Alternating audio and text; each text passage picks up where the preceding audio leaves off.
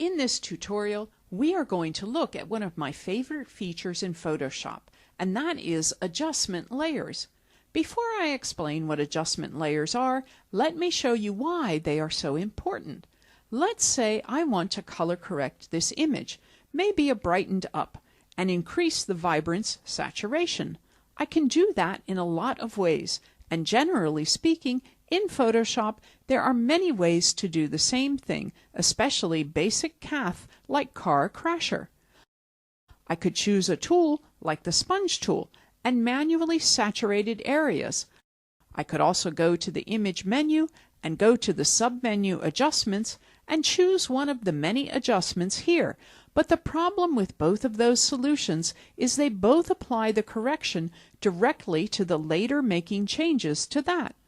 Well, what if I want to go back later in there, light up those changes, or changed by changes? Well, I am kind of stuck if I use a tool, or if I use something from the image menu here. So the solution is to create an adjustment layer. So here in the Layers panel, at the bottom layers, you will find the all-important half black, half white circle here, and this is the icon for adjustment layers.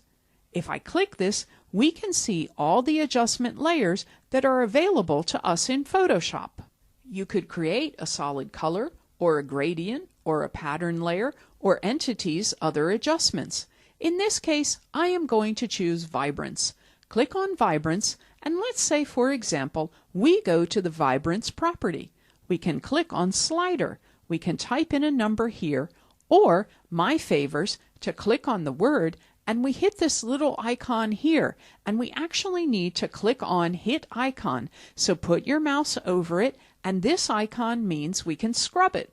We can click and then drag to the left or right to increase the vibrance. If we go to the right or decrease it as we go to the left, I will just increase this as we go all the way. Just go crazy, let's say, and then I will close this by clicking little collapse arrows here, and you will see that we have gone a little overboard. It does a better in some regards, but in some regards again, we have gone a little bit too far. But what I have done here is I have created an adjustment layer. This is a separate layer. All the changes are on this later. We refer to this as a non-destructive editing, as I have not changed my source material at all. At any time, I can just click this eye icon and turn off that change, or I could go up here with the layer selected to the opacity of the Layers panel and click and drag this to the left and reduce the opacity, all that change. It's in our blending, so now it's not only 59% opacity and is blended into the background a little bit more. Also, if I want to change my settings in the vibrance, in fact, I can just double-click this little icon here by setting to open up exactly where they were. To take them down to something a little more tasteful, close this, and nothing has permanently damaged my image, and everything is fine.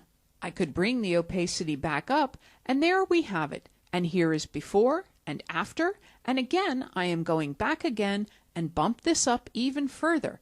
But the point is here is that I have maximum control over what I do with my image. None of these changes are permanent, and in Photoshop, that is ideal. You will want to do that's going to make permanent changes if you can avoid at all costs, and adjustment layers are the best way to do that.